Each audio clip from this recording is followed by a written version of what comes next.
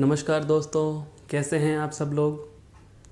स्वागत है आप सबका उत्कर्ष क्लासेज की इस ऑनलाइन क्लास में।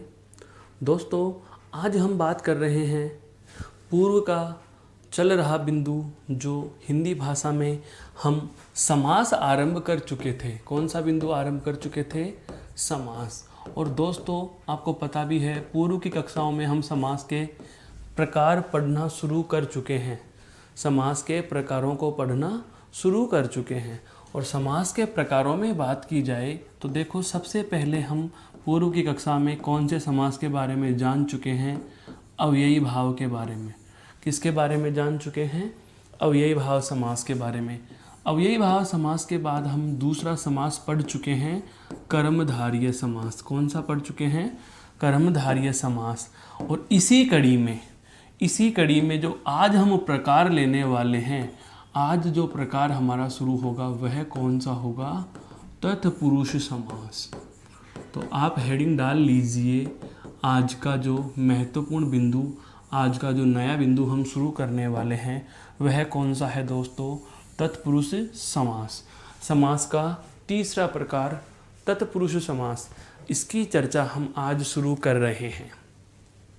अब क्या होता है तत्पुरुष समास, किसे कहा जाता है?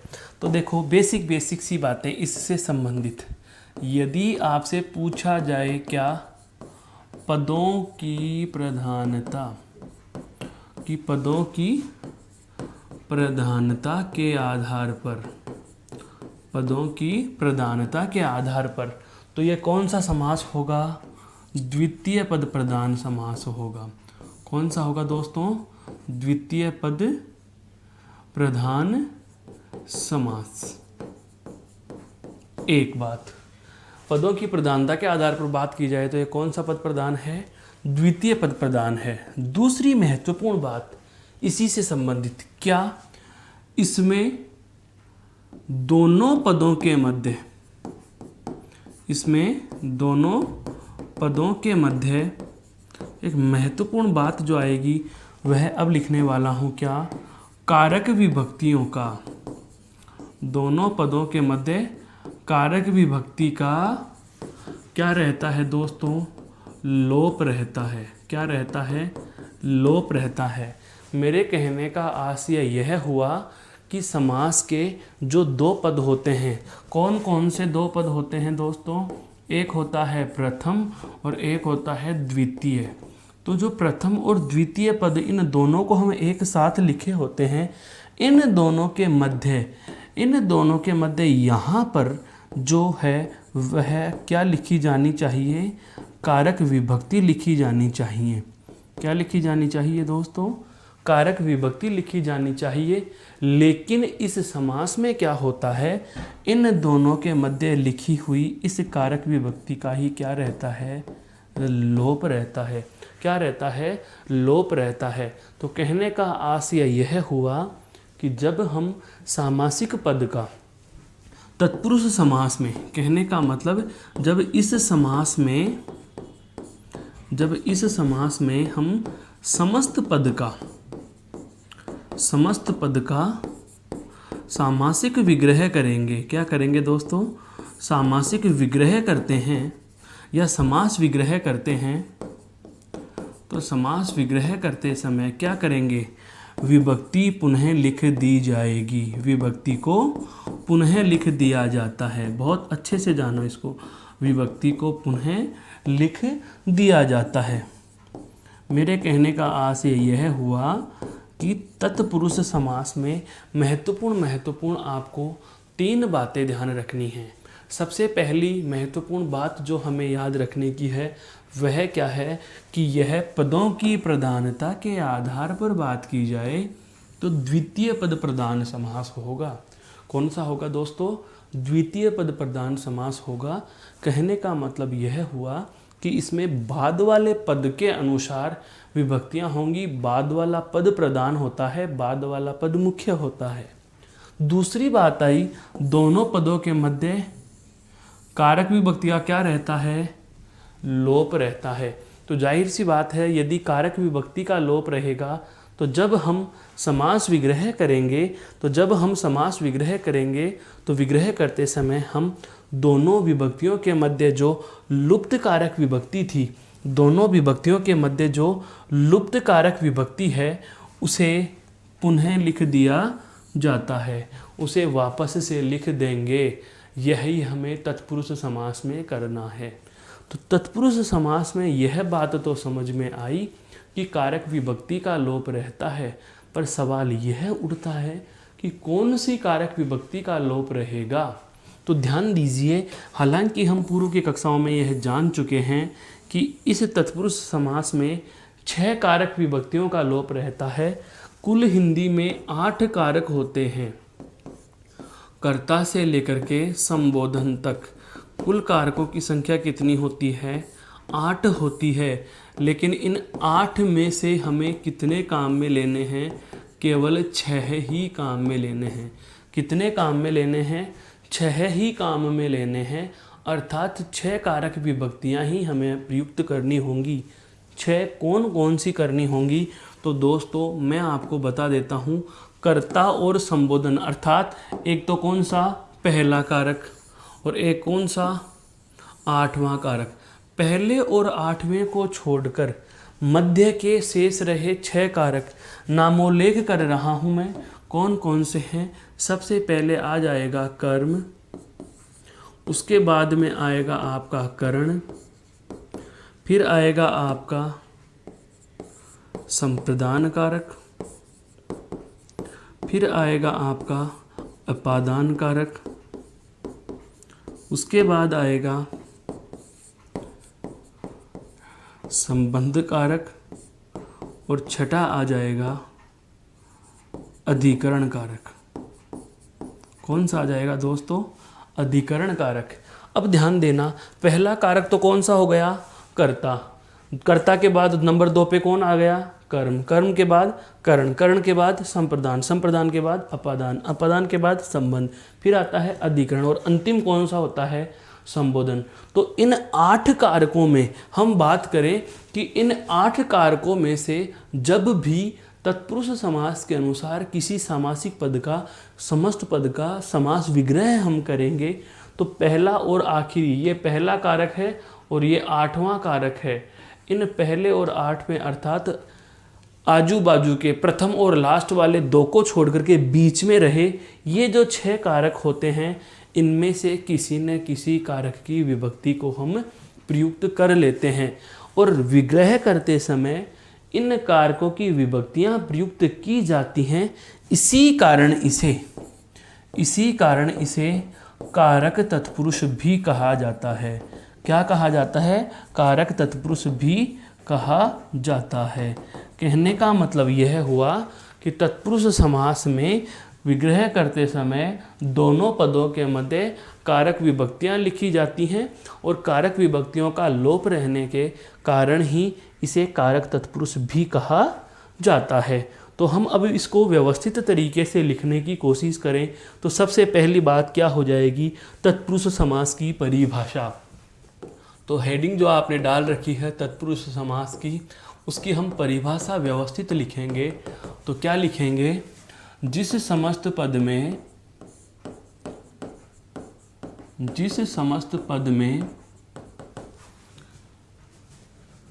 द्वितीय पद प्रदान हो, जिस समस्त पद में द्वितीय यानी कि बाद वाला, द्वितीय अर्थात बाद वाला पद प्रदान हो तथा दोनों पदों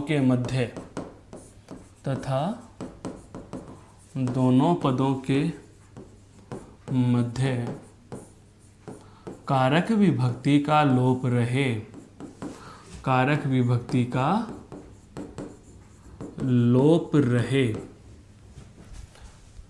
वहाँ तत्पुरुष समास होता है। वहाँ तत्पुरुष समास होता है। मेरे कहने का आशय यह है मेरे दोस्तों कि तत्पुरुष समास में दोनों पदों के मध्य कारक विभक्ति का लोप रहेगा और प्रधान पद कौन सा होगा? बाद वाला पद प्रधान होगा। कौन सा पद प्रधान होगा? बाद वाला पद प्रधान होगा। फिर इसमें एक नया तथ्य जो हमने अभी अभी जाना, नया तथ्य हमने क्या जाना? देखो, नया तथ्य यह जाना कि इसका दूसरा नाम क्या कहलाता है? कारक तत्पुरुष कहलाता है। क्यों कहलाता है? क्योंकि दोनों पदों के मध्य किसका लोप था? कारक विभक्ति का। और विग्रह करते समय हम क्या करते हैं? विभक्ति को पुनः लिख देते हैं। विभक्ति पुनः लिख देने के कारण ही इसे कारक तत्पुरुष भी कहा जाता है। तो तथ्य हम क्या जोड़ देंगे? विग्रह करते समय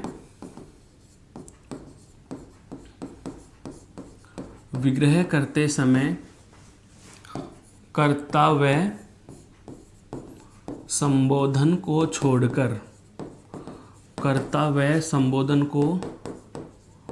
छोड़कर शेष रहे 6 कारकों में से किसी एक की विभक्ति प्रयुक्त की जाती है।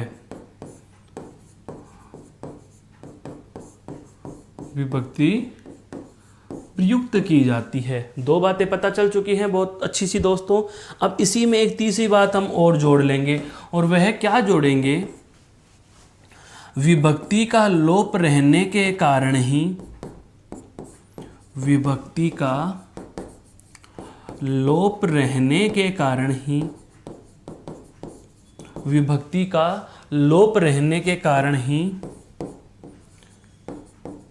इसे, बहुत अच्छा नाम है ये ध्यान रखना, कारक तत्पुरुष भी कहा जाता है। इसे कारक तत्पुरुष भी कहा जाता है। मेरे कहने का आशय यह है कि दोनों पदों के मध्य कारक विभक्तियों का लोप रहेगा और विग्रह करते समय हम क्या करेंगे? कारक विभक्तियां पुनः लिख देंगे। तो जो कारक विभक्तियां पुनः लिखेंगे तो इसी वजह से इस विभक्ति का लोप रहने के कारण ही इसे कारक तत्पुरुष भी कहा जाएगा। प्रकार की बात करें तो यहाँ से एक बहुत अच्छी चीज़ समझने का आप प्रयास करें। कर्ता व संबोधन को छोड़कर 8 में से कितने छोड़ दिए दोस्तों? 2। तो प्रकार कितने हो गए? 6। तो हम यह कह सकते हैं कि इसके 6 भेद होते हैं। कितने भेद होते हैं दोस्तों? 6 भेद होते हैं। अर्थात कारकों के आधार पर ही हम क्या करेंगे? इसके 6 भेद कर लेंगे। कुल 8 थे, 8 में से 2 कम हो गए, कर्ता कम हो गया, संबोधन कम हो गया। तो कर्ता और संबोधन को छोड़ करके ये जो नाम है, ये 6 नाम हैं, ये 6 के 6 ही क्या हो जाएंगे? इसके प्रकार हो जाएंगे। तो इसके कितने भेद होते हैं दोस्तों? तो आपसे पूछे तो जवाब आपका होगा कि इसके कितने भेद होते हैं? 6 भेद होते हैं। एक बार आप इसे गौर से देख लीजिए, फिर हम चलते हैं इसके 6 प्रकारों को एक एक करके पढ़ना आरंभ करेंगे।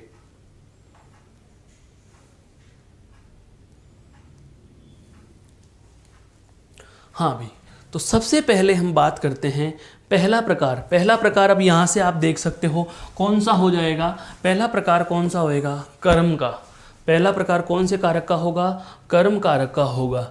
जैसे हम बात करें पहले प्रकार की, तो कारक का नाम क्या है? कर्म कारक। और पद कौन सा समास रहे हैं? तत्पुरुष समास। तो पूरा नाम क्या हो गया? तत्पुरुष समास का जो पहला प्रकार है वह क्या आ गया? कर्म कारक तत्पुरुष समास आ गया।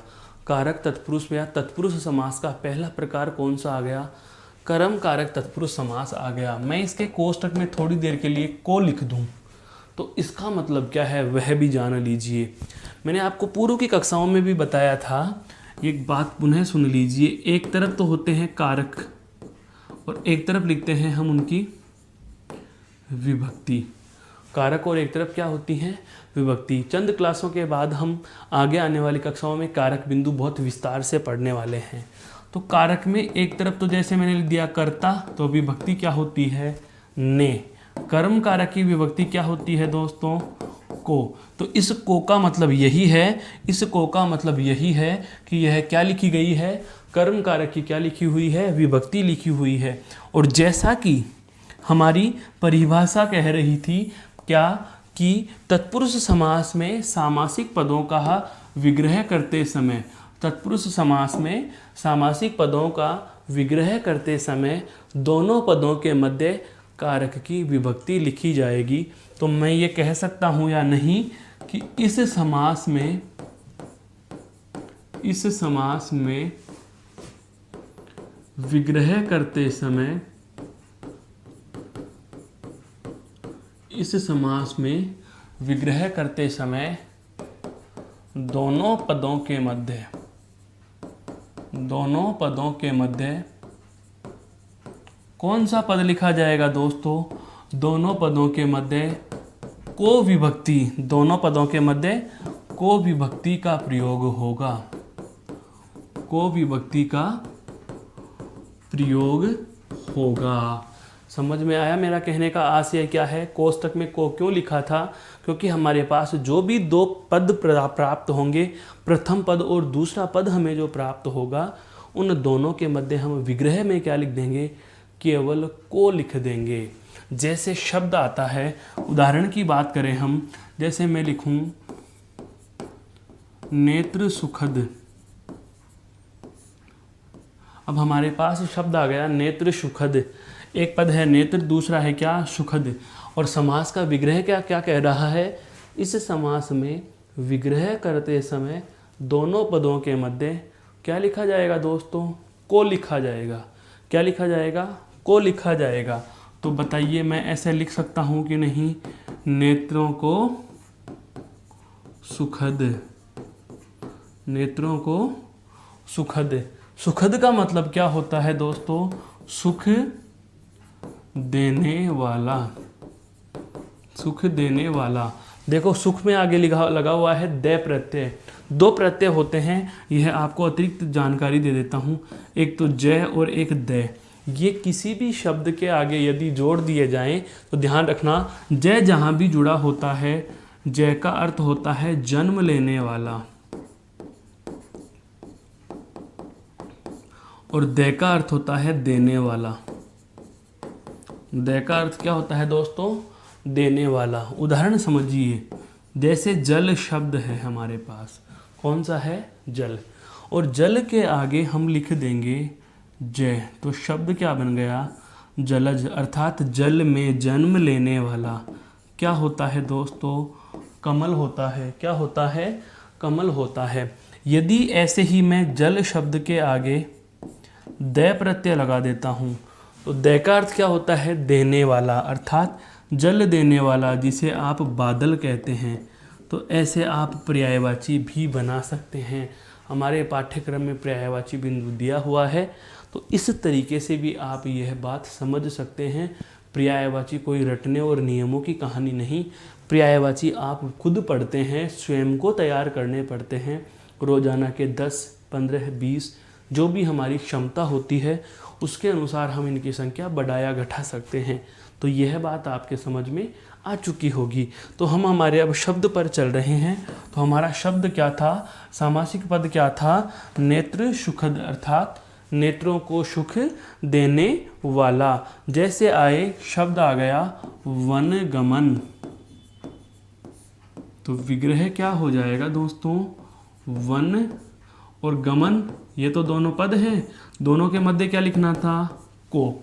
दोनों के मध्य क्या लिखना था, को लिखना था। जैसे कृष्णार्पण,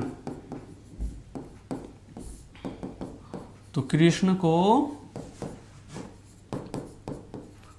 अर्पण, कृष्ण को अर्पण, कृष्ण को अर्पण, यह बहुत अच्छे से समझिए हैं। जेब कतरा, जेब को कतरने वाला, जेब को कतरने वाला है। जैसे मरणासन्न, तो विग्रह क्या हो जाएगा, मरण को आसन्न। दोस्तों आपको मैं ये उदाहरण याद करने के लिए नहीं कह रहा, मेरे कहने का आशय केवल इतना सा है कि कर्म कारक तत्पुरुष समास में यदि आप किसी सामासिक पद का विग्रह करते समय ध्यान यही रखेंगे कि दोनों पदों के मध्य क्या लिखा जाएगा, को पद का या को विभक्ति का प्रयोग कर लेंगे और हमारा कर्म कारक तत्पुरुष समास बन जाएगा। उम्मीद करता हूँ यह तत्पुरुष समास का जो, ध्यान दीजिए, तत्पुरुष समास के जो 6 भेद हैं, इस 6 भेदों में से, इन 6 भेदों में से ध्यान दीजिए, ये जो हमारे पास 6 भेद आए थे जिनके बारे में हम जान चुके हैं, कौन कौन से, कर्म, करण, संप्रदान, अपादान, संबंध और अधिकरण, इनके 6 के 6 भेदों में पहले प्रकार की चर्चा हम आपके सामने रख चुके हैं, कर चुके हैं। इसे एक बार देख लीजिए गौर से, फिर हम चलते हैं अगले प्रकार पर।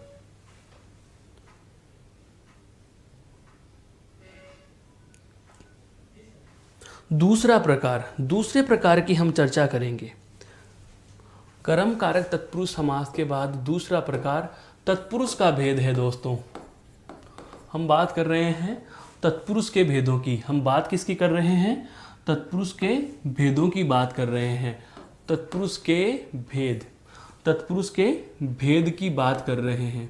और तत्पुरुष के भेद में ध्यान देना, दूसरा प्रकार में लिखने वाला हूं आपके समक्ष, वह है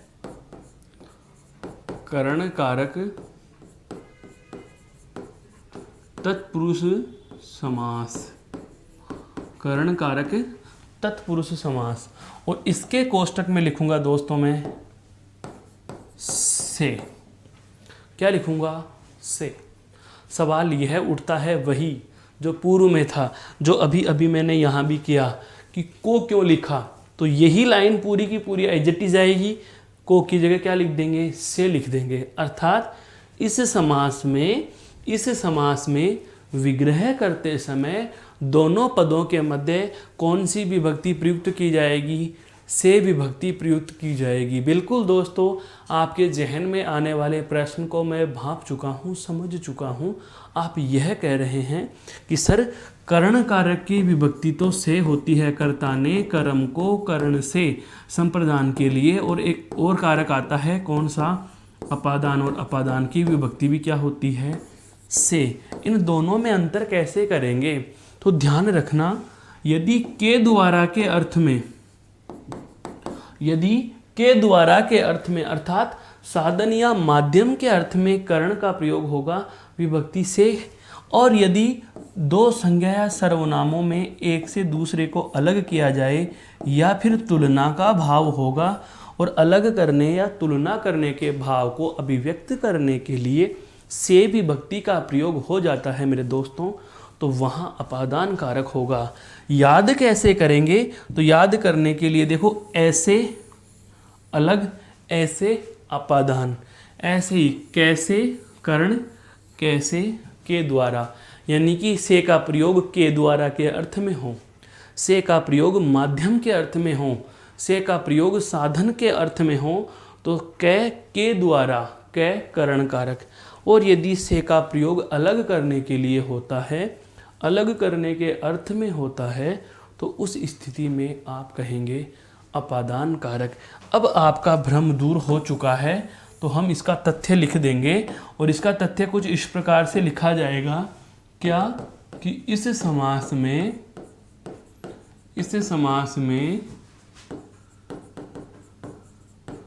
विग्रह करते समय दोनों पदों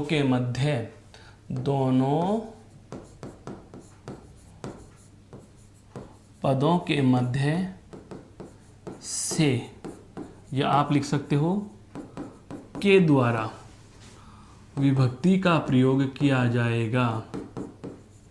विभक्ति का प्रयोग किया जाएगा। यह बात आपके समझ में आ चुकी होगी। जैसे हम कहें ईश्वर प्रदत्त ईश्वर प्रदत्त। हम उदाहरणों की बात कर रहे हैं दोस्तों, हम उदाहरणों की बात कर रहे हैं। क्या? जैसे मैंने कहा, जैसे ईश्वर प्रदत्त, तो एक तो है हमारे पास ईश्वर पद और दूसरा क्या है? प्रदत्त पद। तो दोनों पदों के मध्य विग्रह करते समय क्या लिख देंगे? दोनों पदों के मध्य विग्रह करते समय क्या लिख देंगे? से या के द्वारा। तो मैं यहाँ लिखूंगा से। तो विग्रह क्या हो जाएगा? ईश्वर से प्रदत्त। ईश्वर से प्रदत्त जैसे आता है तुलसी कृत, तो यहां पर क्या लिखोगे? तुलसी के द्वारा कृत। तुलसी के द्वारा कृत शब्द आ जाए रत्न जड़ित, विग्रह क्या हो जाएगा? रत्नों से जड़ित। शब्द आ जाए दयार्द्र, तो विग्रह क्या हो जाएगा दोस्तों? दया से आर्द्र। दया से आर्द्र। कहने का मतलब यह हुआ, कहने का आशय यह हुआ कि करण कारक तत्पुरुष समास में दोनों पदों का विग्रह करते समय या समस्त पद का विग्रह करते समय दोनों के मध्य से या के द्वारा विभक्ति का हम प्रयोग कर लेंगे। यह आपका तत्पुरुष समास का दूसरा प्रकार था। यह आपके तत्पुरुष समास का कौन सा प्रकार था? दूसरा प्रकार था दोस्तों। इसे आप एक बार गौर से देख लीजिए, फिर हम चर्चा करेंगे अगले प्रकार पर।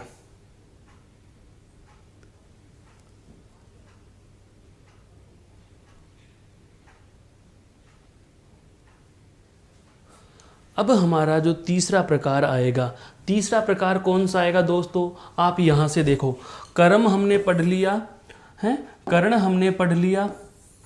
अब आएगा कौन सा? संप्रदान तत्पुरुष का। कौन सा आएगा? संप्रदान कारक का। तो दोस्तों हम बात करते हैं अब आगे क्या? संप्रदान कारक तत्पुरुष समास। तो हमारा जो तीसरा प्रकार का समास है वह हो जाएगा संप्रदान कारक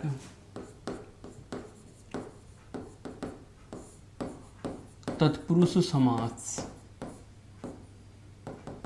संप्रदान कारक तत्पुरुष समास। और इसके लिए हम विभक्ति कौन सी लेंगे? संप्रदान की विभक्ति क्या होती है दोस्तों? के लिए। बेसिक सी बात, यहाँ तथ्य लिख देंगे क्या?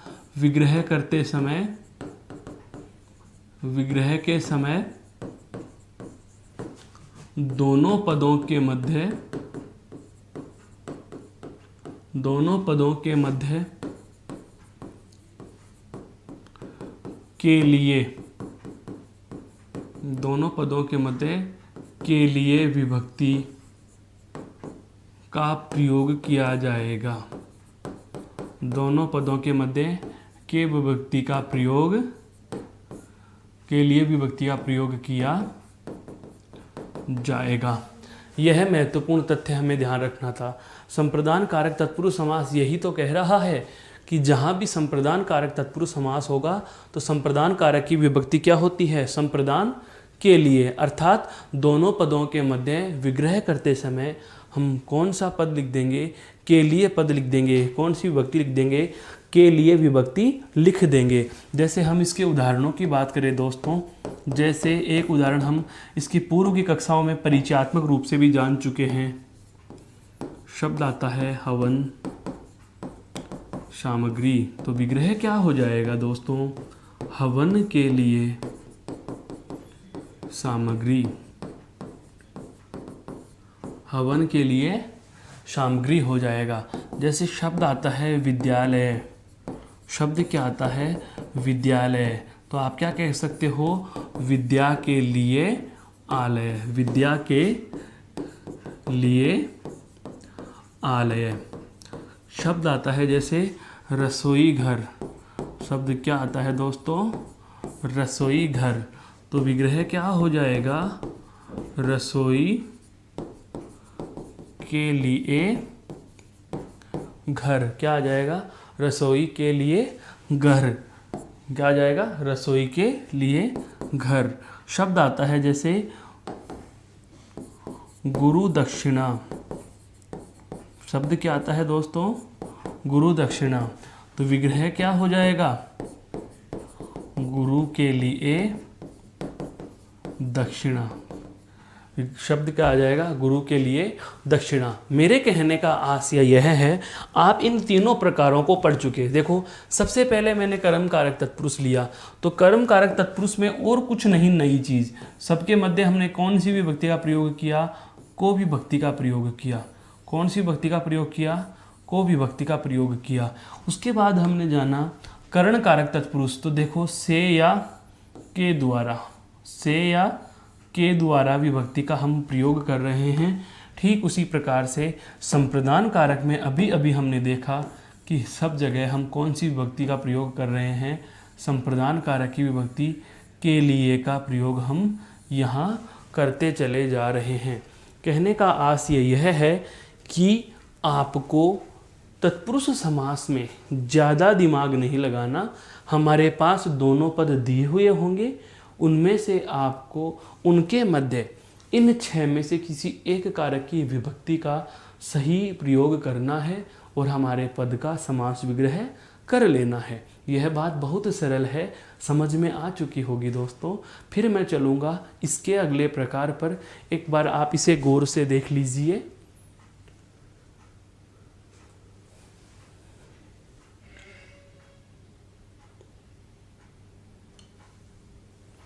अब हम बात करेंगे इसके अगले प्रकार की। अगला प्रकार कौन सा होगा? देखो, संप्रदान के बाद अगला प्रकार कौन सा आएगा दोस्तों? अपादान आएगा। कौन सा आएगा? अपादान आएगा। तो चलो हम अब बात करते हैं अपादान कारक की। तो अपादान कारक तत्पुरुष समास अर्थात हमारे समास का चौथा प्रकार, तत्पुरुष समास का चौथा प्रकार क्या हो जाएगा दोस्तों? अपादान कारक तत्पुरुष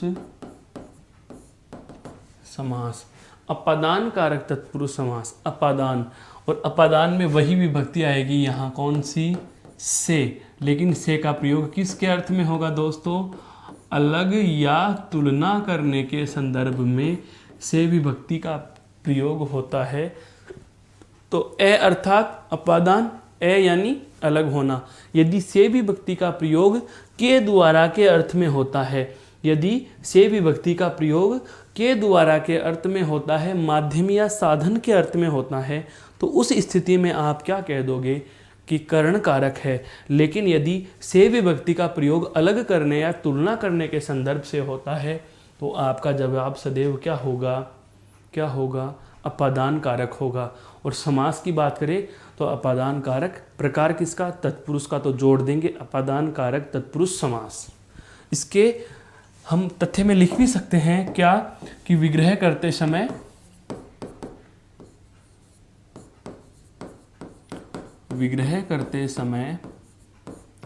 दोनों पदों के मध्य विग्रह करते समय दोनों पदों के मध्य से विभक्ति का प्रयोग किया जाएगा। से विभक्ति का प्रयोग किया जाएगा। दोनों पदों के मध्य विग्रह करते समय कौन सी विभक्ति का प्रयोग करेंगे दोस्तों? से विभक्ति का प्रयोग करेंगे। कौन सी का करेंगे? से विभक्ति का प्रयोग करेंगे। जैसे उदाहरण की बात करें, जैसे इसके उदाहरण होते हैं दोस्तों, जैसे मैं लिखूं पाप मुक्त,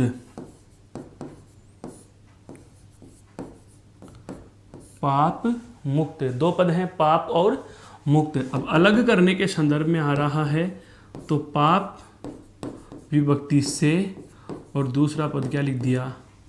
मुक्त। पाप से मुक्त। शब्द आ जाता है देश निकाला। तो विग्रह क्या हो जाएगा दोस्तों? देश से निकाला। देश से निकाला। जैसे आता है पदच्युत, अर्थात पद से च्युत, जिसको हम कह सकते हैं अपदस्थ।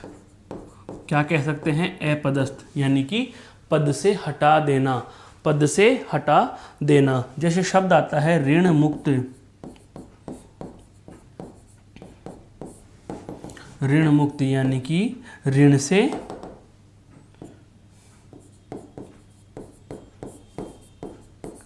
मुक्त, ऋण से मुक्त। दूरागत, दूरागत, दूर से आगत, दूर से आया है तो उस जगह को तो छोड़ा ही है, तो क्या हो जाएगा? दूर से आगत। तो इन सभी में मैं पुनः कह रहा हूँ, उदाहरण याद करने के बजाय हमें तथ्य को समझ में आ जाना चाहिए कि दोनों पदों के मध्य विग्रह करते समय इन सभी पदों में हमने से विभक्ति का प्रयोग किया है।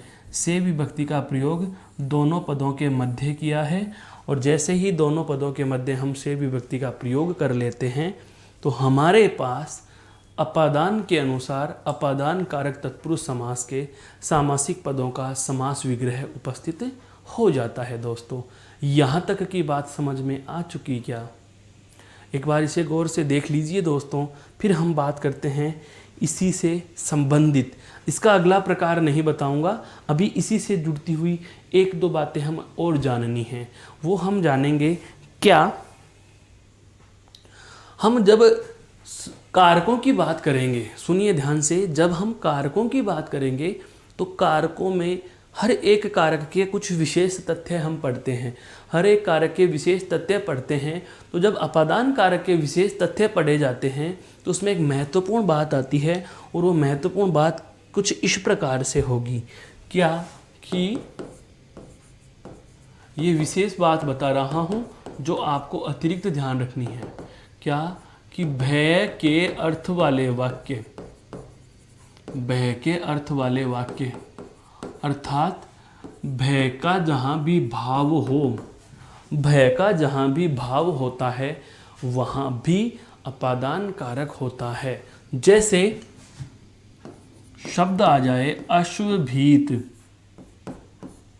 शब्द आ जाए श्वान भीत, शब्द आ जाए गज भीत, शब्द आ जाए भयभीत। भीत यानी डरा हुआ, भीत का मतलब क्या होता है? डरा हुआ। तो डर के भाव को, भय के भाव को, भय यानी डर, भय का अर्थ क्या होता है दोस्तों? डर। अर्थात डर के भाव को अभिव्यक्त करने वाले, डर के भाव को अभिव्यक्ति देने वाले जो भी शब्द होते हैं या वाक्य होते हैं वो कौन से कारक में जाएंगे? वो अपादान कारक में जाएंगे। कौन से कारक में जाएंगे? अपादान कारक में। तो ये विशेष हम किसके पढ़ रहे हैं? अपादान के पढ़ रहे हैं। और अपादान कारक की विभक्ति क्या होती है? हमें पता है, से होती है। क्या होती है? से होती है। तो हम विग्रह करते समय इसको क्या लिखेंगे? अश्व से भीत, अर्थात अश्व घोड़े से भीत डरा हुआ, घोड़े से डरा हुआ। श्वान भीत अर्थात कुत्ते से डरा हुआ, श्वान से भीत, श्वान से भीत। यहाँ पर यह बात बताना आवश्यक क्यों हुआ? उसकी वजह यह है दोस्तों कि यहाँ पर मोहन को घोड़े से डर लग रहा है। तो इसका मतलब यह हुआ, डर क्यों लगा? घोड़े से लगा। तो हम यह सोच बैठते हैं कि डरने की वजह, डरने का कारण, मोहन किसकी वजह से डरा? घोड़े की वजह से डरा। मोहन किसकी वजह से डरा? कुत्ते की वजह से डरा। मोहन किसकी वजह से डरा? गज अर्थात हाथी की वजह से डरा।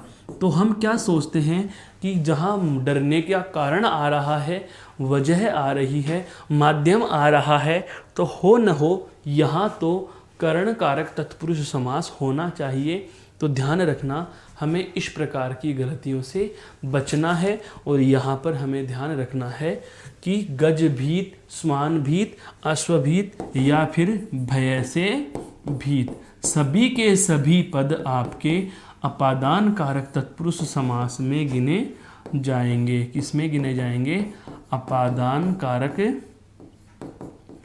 तत्पुरुष समास में गिने जाएंगे। दोस्तों यह बात आपके समझ में आ चुकी, तो एक बार इसे गौर से देख लीजिए। फिर इसी के हम दूसरे तथ्य की चर्चा और करने वाले हैं।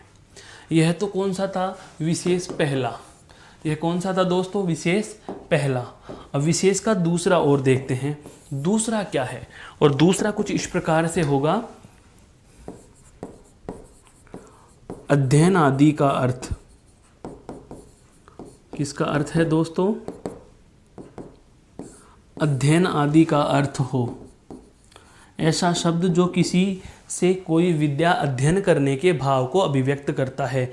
अध्ययन आदि के भाव को व्यक्त किया जा रहा हो, तो ऐसी वाली स्थिति में भी हम अपादान कारक मानते हैं, या अपादान कारक तत्पुरुष समास आपका उदाहरण हो सकता है। जैसे हम बात करते हैं, उदाहरण आता है बहुत अच्छा, इसका परीक्षाओं में पूछा भी गया है। आचार्याधीत विग्रह क्या हो जाएगा इसका? आचार्य से अधीत, अर्थात आचार्य से अध्ययन किया हुआ। यह बात हमने कहाँ सीखी? कि यह बात हमने आचार्य से अध्ययन की है। जैसे आता है ब्रह्माधीत, है शब्द आता है ब्रह्माधीत, ब्रह्माधीत अर्थात ब्रह्मा से अधीत, अर्थात ब्रह्मा से अधीत, ब्रह्मा से अधीत। मेरे कहने का आशय यह हुआ कि जब विद्याध्ययन के भाव को अभिव्यक्त करने वाला भी यदि आपको कोई उदाहरण यदा कदा मिल जाता है, तो आप हैरान परेशान न होना, और इन विशेष तथ्यों का ध्यान रखते हुए अध्ययन आदि के भाव को या भय या डर के भाव को अभिव्यक्त करने वाले शब्द भी यदि आपको दे दिए जाते हैं दोस्तों, तो उस स्थिति में आप वहाँ अपादान कारक तत्पुरुष समास ही करोगे। यह अपादान कारक तत्पुरुष समास के इस प्रकार के उदाहरण से अलग है, इस प्रकार के उदाहरण से अलग है, क्योंकि वो हमें ये लगते हैं कि हाँ, यहाँ हमने डरने की वजह देखी, यहाँ पर विद्या अध्ययन का माध्यम बन रहे हैं कि साहब मैंने यह पाठ सीखा, मैंने समास सीखा, गुरुवाधीत अर्थात गुरु से अध्ययन किया, तो ये सीखने का तो गुरु मेरा माध्यम बन रहे हैं। और माध्यम के संदर्भ में, के द्वारा के संदर्भ में या साधन के संदर्भ में सदैव समास कौन सा होता है?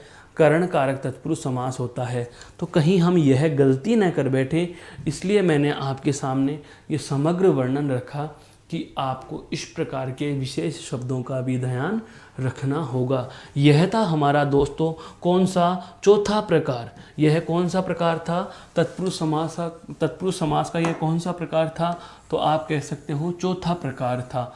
अब आता है हमारा पांचवा प्रकार। अपादान के बाद कौन सा है? आप खुद देख लीजिए। अपादान पढ़ चुके हैं, अब आएगा कौन सा? संबंध कारक तत्पुरुष समास। कौन सा आएगा दोस्तों? संबंध कारक तत्पुरुष समास। एक बार आप आगे बढ़े हम, उससे पहले इस बात को गौर से देख लीजिए ताकि हम अगले प्रकार की चर्चा करें।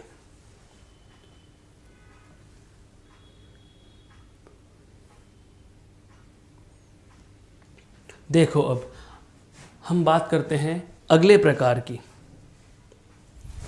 जो पांचवें प्रकार के नाम से भी हम जानेंगे। क्या?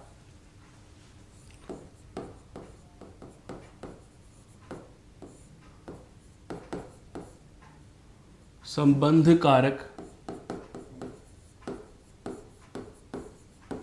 तत्पुरुष समास। और संबंध कारक की विभक्तियां कौन कौन सी होती हैं दोस्तों? का, के, की, रा, रे, री, ना, ने, नी। ध्यान देना, कुछ विशेष चीज बता रहा हूं। एक तो होती है का, के, की, रा, रे, री, ना, ने और नी। लेकिन जब हम समास के अध्ययन से या समास के संदर्भ में इन सब बातों को पढ़ेंगे, समास विग्रह जब करेंगे, तो समग्र हमारे पास जो संपूर्ण 9 विभक्तियां आ रही हैं, 3, 6 और 9, इन 9 में से इन 6 विभक्तियों का प्रयोग हम नहीं करेंगे। क्यों नहीं करेंगे, यह बात भी जान लीजिए। कोई भी कारक की विभक्ति क्यों न हो, किसी भी कारक की विभक्ति का यदि आपको वाक्य में प्रयोग करना है, किसी पद या शब्द के साथ प्रयोग करना है, तो सदैव याद रखने की बात है कि संज्ञा शब्द के साथ कारक विभक्ति स्वतंत्र या पृथक रूप में लिखी जाती है, अलग लिखी जाती है, और सर्वनाम शब्दों के साथ ये विभक्तियाँ जुड़कर लिखी जाती हैं। तो जो रा, रे, री और ना, ने, नी विभक्तियां हैं, वो सर्वनाम शब्दों के साथ जोड़कर लिखी जा सकने वाली विभक्तियां हैं। इनका प्रयोग हम संज्ञा शब्दों के साथ स्वतंत्र नहीं कर सकते। जैसे एक उदाहरण से समझो, मैंने लिखा मोहन का भाई, मैं का की जगह की भी लिख सकता हूँ, मोहन की बहन। मैं का की जगह के भी लिख सकता हूँ, मोहन के पिताजी, मोहन के पिताजी। लेकिन मैं ऐसे नहीं लिख सकता, मोहन रा भाई। भाषा ही बदल गई, हिंदी नहीं रही, क्षेत्रीय भाषा आ गई। मोहन रे पिताजी, मोहन री बहन, राजस्थानी भाषा बन रही है, मारवाड़ी भाषा बन रही है, हिंदी भाषा नहीं रह रही, बोलियों में चले जाते। मोहन ना भाई जुड़ता ही नहीं है। लेकिन हाँ, ने का प्रयोग हम अलग कर सकते हैं, जैसे मोहन ने। और यदि संज्ञा शब्द के साथ ने विभक्ति का प्रयोग स्वतंत्र रूप से कर दिया, बिना संबंध बताए कर दिया, तो ध्यान रखना दोस्तों, यहाँ पर कारक ही बदल जाएगा। ऐसी स्थिति में ये संबंध कारक नहीं बल्कि कर्ता कारक बन जाता है।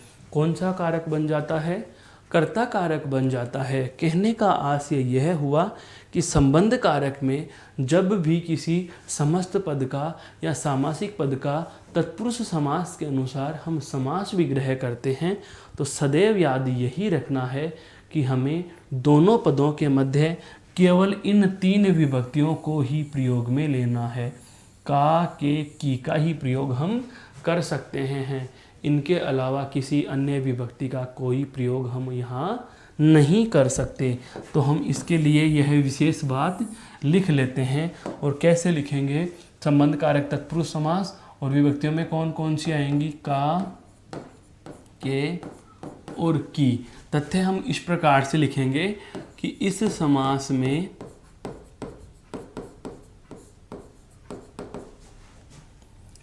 समस्त पद का विग्रह करते समय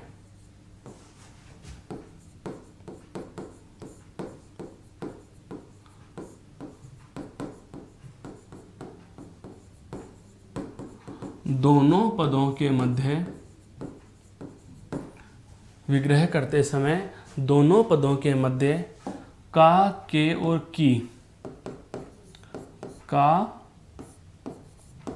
के और की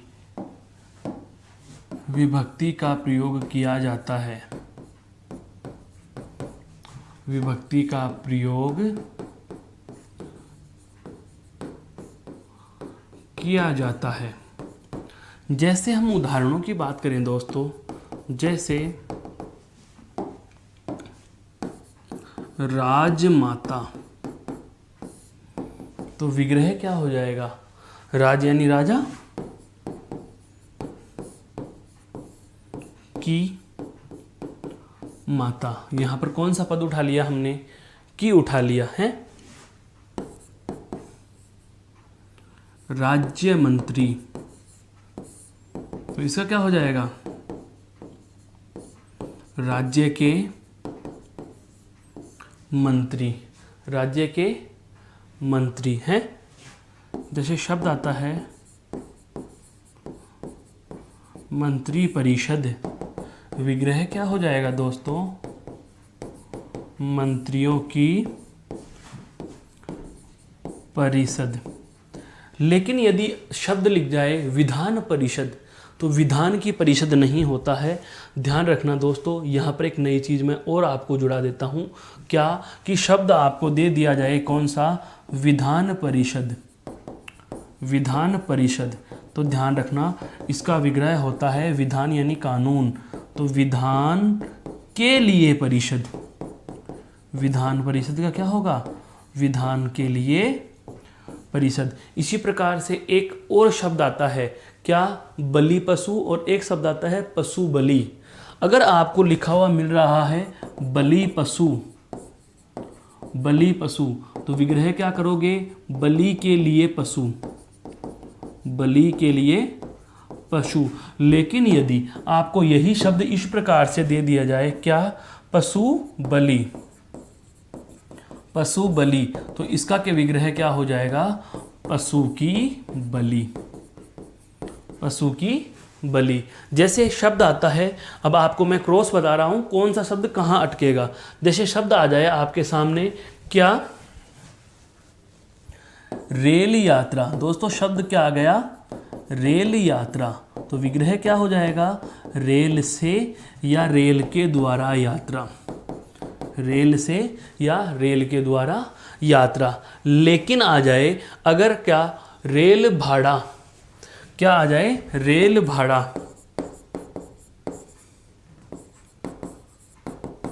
तो आप क्या लिखोगे, रेल के लिए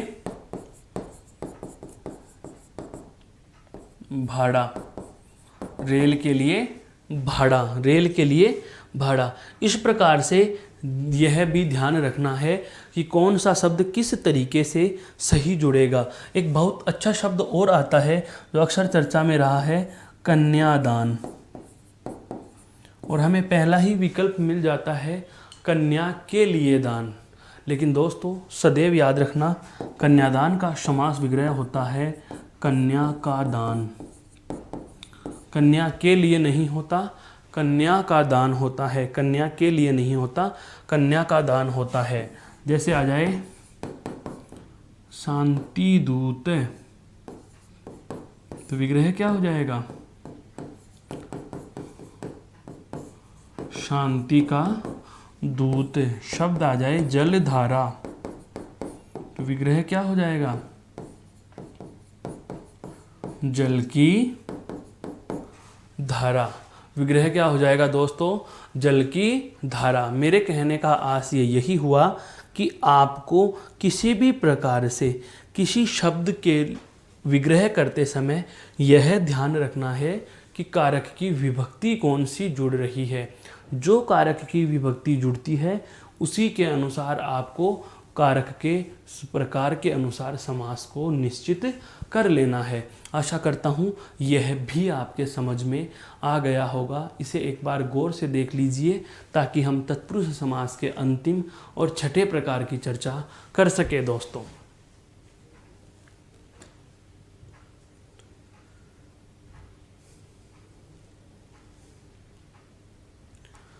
अब हमारा जो अंतिम और छठा जो समास का प्रकार है तत्पुरुष समास का, वह है दोस्तों क्या, अधिकरण कारक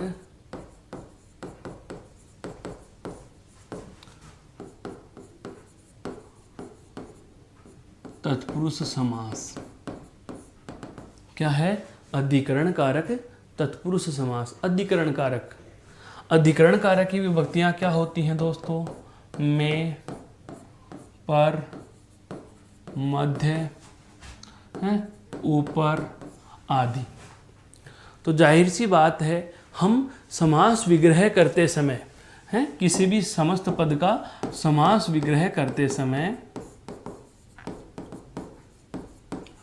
समास विग्रह के समय अधिकरण कारक की विभक्ति लिखेंगे। कौन से कारक की विभक्ति लिखेंगे, अधिकरण कारक की विभक्तियां लिख दी जाएंगी, विभक्तियां लिख दी जाएंगी, विभक्तियां लिख दी जाएंगी। यह ध्यान हमें रखना है। विभक्तियां किसकी लिख देंगे, अधिकरण कारक की विभक्तियां लिख देंगे दोस्तों। कहने का मतलब यह हुआ कि समास विग्रह करते समय हमें अधिकरण कारक की विभक्तियां लिख देनी होंगी। जैसे शब्द आता है, जैसे हम उदाहरण की बात करें,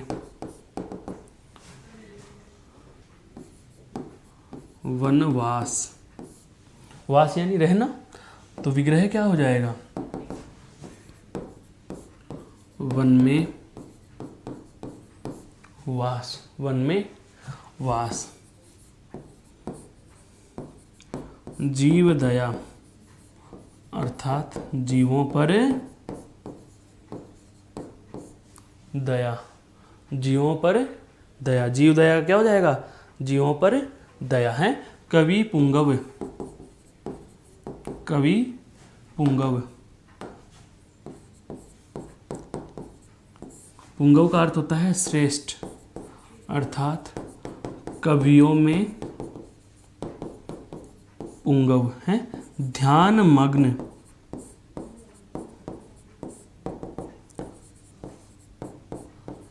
ध्यान में मग्न।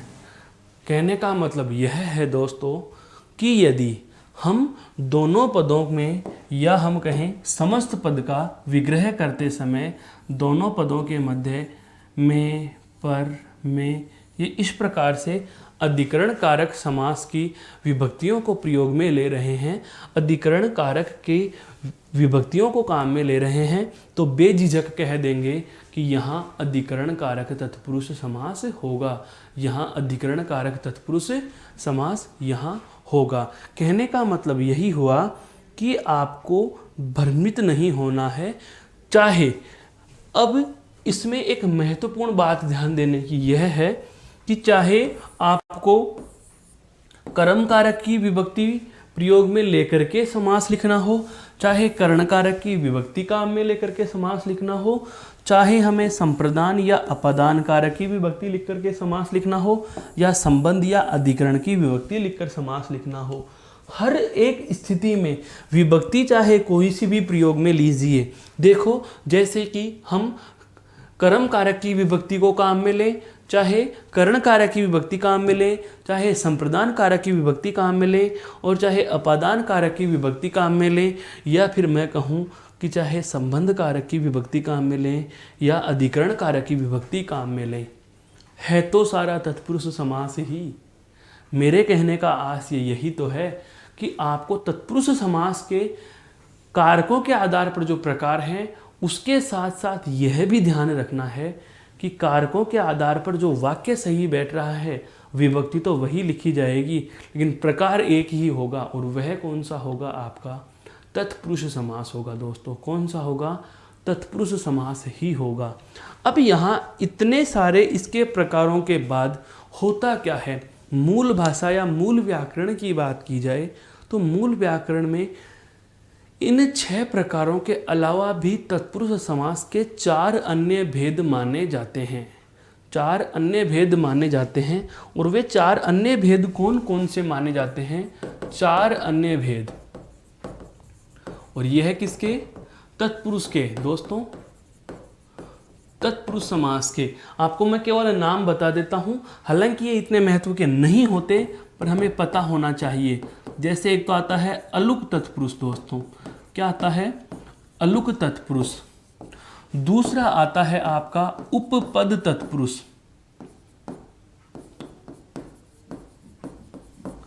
एक आता है दोस्तों नए तत्पुरुष, और अंतिम या चौथा जो आता है वह आता है लुप्त पद तत्पुरुष। क्या आता है? लुप्त पद तत्पुरुष। कहने का मतलब यह हुआ कि तत्पुरुष समास के जो हम 6 प्रकार पढ़ चुके हैं उनके अलावा 4 अन्य भेद और होते हैं, और इनकी हल्की हल्की पहचान की बात की जाए तो आपको मैं मास्टर क्लू दे रहा हूं, कैसे पहचानोगे। अलुक तत्पुरुष का मतलब तो होगा कि कारकों वाले उदाहरण, जो कारकों में हमने उदाहरण पढ़े हैं, यदि उनमें से कोई सा भी उदाहरण दे लेकिन विकल्प यहां से बनते हैं तो कहाँ आएगा? अलुक में आएगा। कौन से में आएगा? अलुक में आएगा। जैसे थानेदार, विग्रह क्या हो जाएगा? थाने का दार। तो संबंध कारक की विभक्ति लिख दी, तो संबंध कारक का उदाहरण है, संबंध कारक तत्पुरुष का उदाहरण है, लेकिन हमें विकल्प इन 4 में से मिले तो कौन से में लिखेंगे आप? अलुक में लिखेंगे। उपपद में होता है दोस्तों प्रत्यय लगा हुआ पद। क्या होता है दोस्तों? प्रत्यय लगा हुआ पद होता है, प्रत्यय लगा हुआ पद, जैसे खग, क्या होता है, जैसे खग है, जैसे सर्वज्ञ, सर्व प्लस ज्ञ, ख प्लस ज्ञ, खग में गमन अर्थात आकाश में गमन करने वाला, सब कुछ जानने वाला, राजनीतिज्ञ है, राजनीतिज्ञ, राजनीतिज्ञ। इस प्रकार के पद दिए जाएंगे जो प्रत्यय के होंगे। प्रत्यय वाला एकमात्र उदाहरण किसमें आता है, उपपद तत्पुरुष में। नए तत्पुरुष में आते हैं नहीं के अर्थ वाले पद। किसके अर्थ वाले आते हैं दोस्तों, नहीं के अर्थ वाले पद, अर्थात ए उपसर्ग के पद, ए या अन उपसर्ग लगा दिया जाए। यहां पर देखो, ए या अन उपसर्ग के पद, जैसे अनजान, असत्य, अनचाहा, अचूक। कहने का मतलब यह हुआ कि जब ए या अन उपसर्ग लगाकर न या नहीं के अर्थ का कोई पद बनाया जाता है तो ऐसी स्थिति में उसे कौन से में शामिल करेंगे, नए तत्पुरुष में शामिल करेंगे। सबसे महत्वपूर्ण इसमें यह होता है लुप्त पद। कहने का मतलब पद क्या है, लुप्त है। अब तक तो हम समास में पढ़ते आ रहे थे, तो लुप्त क्या थी दोस्तों, केवल विभक्ति। और यहां पर क्या चीज लुप्त है, पद लुप्त है। अर्थात जब कारक विभक्ति के साथ, जब कारक विभक्ति के साथ पद भी लुप्त रहे, जब कारक विभक्ति के साथ क्या रहे, पद भी लुप्त रहे, तो ऐसी स्थिति में क्या होगा, लुप्त पद तत्पुरुष होगा। जैसे दही बड़ा, विग्रह क्या होगा इसका, दही में डूबा हुआ बड़ा। केवल एक उदाहरण से आप इस बात को समझ जाओगे कि कहना क्या चाहा है। लुप्त पद, पद भी गायब। दही और बड़ा हमारे पास दो पद हैं, दही और बड़ा हमारे पास दो पद हैं।